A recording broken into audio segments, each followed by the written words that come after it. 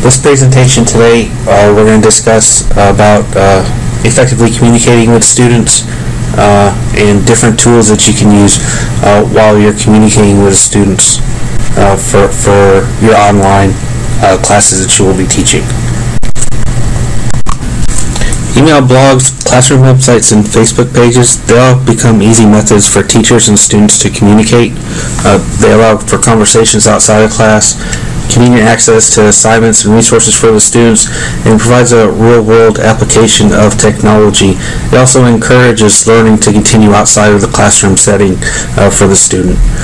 Electronic communication is also frequently used in informal manners among friends. It is important for teachers to remember to keep these channels of information formal and professional when they're using these types of communication with students. It helps to avoid any potential problems that arise when necessary, and expected boundaries are blurred between the teacher and the student. Teachers are expected to maintain a professional and ethical relationship with their students, and this holds true even when the communication is outside of the classroom. Teachers using online texting or instant messaging tools with the students need to make sure that they remember to keep all the communication professional and authoritative when they're communicating with their students. To maintain a professional tone in electronic communication, teachers need to make sure that they're conscious of the expected student-teacher boundaries, and that they keep the language in posts and other communications formal, and think before they send any type of communication to students. They should also reread the language within the communication, make sure it can't be mistaken for being suggestive or inappropriate to the student. One way to maintain professionalism between the students and the teachers is to combine topics of electronic communication to class topics and information. They should post and clarifying assignments, providing class information, and moderating student discussions in online class-related venues. This will help keep the boundaries in place between the student and the teacher. Informal communication is not necessarily confined to the language that's used. Teachers need to be aware socializing with students using electronic methods, especially private text, exchanging personal phone numbers or personal email addresses. Especially do not use private communication as a special privilege or reward, since this type of favoritism can reflect poorly in questions about when conduct arises between the teacher and the student. In today's interconnected world of social media, it can be easy for teachers to make class resources available and continue discussions outside of the traditional classroom setting. It's important for teachers to be aware of the tone of their communication with the students and maintain a professional and guarded manner so that the expected boundaries between the teacher and students maintained while they communicating through traditionally informal media.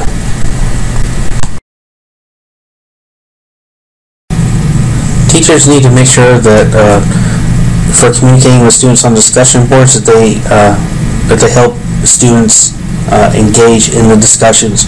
Some things that can be done is to require participation from each student. Don't let this be an option. You can allow for a certain percentage of their grade to be part of their discussion participation. You also need to make sure to clearly communicate the purpose of the discussion and keep the postings informal. On the discussion boards, something else that you could do is to not make it so that it's just the students can only post their opinions. If they have opinions, they need to support it with documentation. Encourage students to ask questions in the discussion, and form online learning teams for the students. This helps them engage with their peers. Some other things that can be done to help students engage in discussions is to make their learning activities engaging by appealing to the students' interests.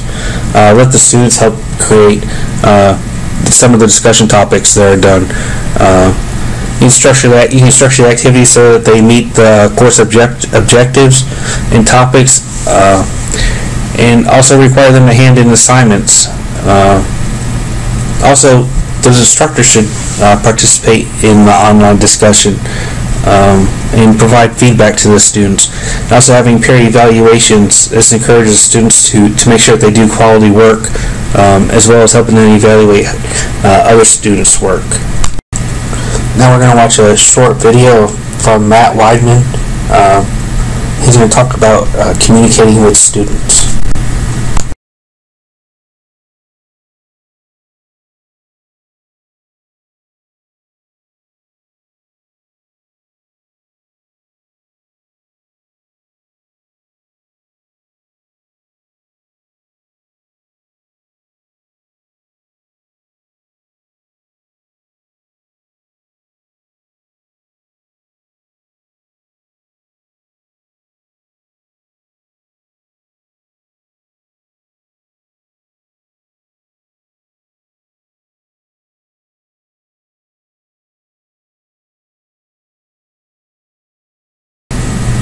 The next type of communication is an asynchronous discussion.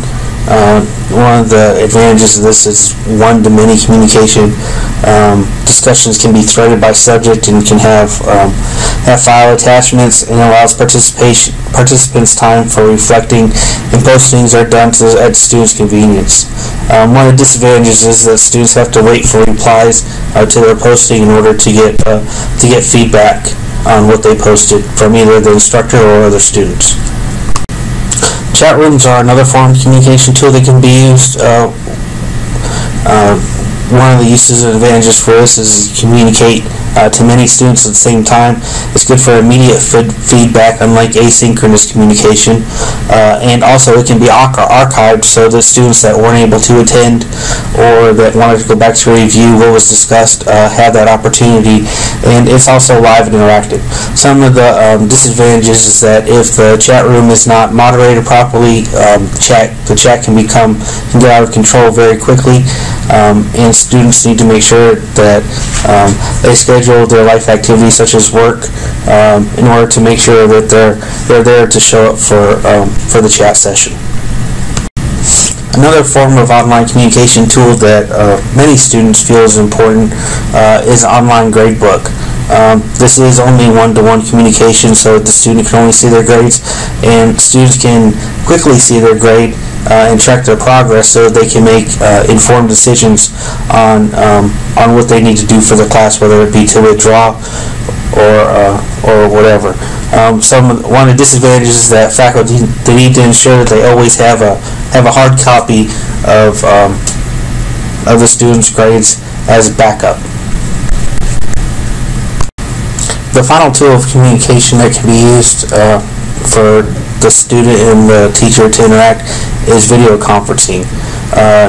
You can communicate to many students at the same time with this, can hear and see each other to have that normal brick and mortar feel that you're actually interacting with other students. It's good for immediate feedback, and it's live and it's interactive. Some of the disadvantages of this is that the students need to make sure they have high-speed connection, web cameras, and sound cards. All the participants have to be logged in at the same time, and there could also be issues with this also with large groups for chat and such if there's no moderation for the setting.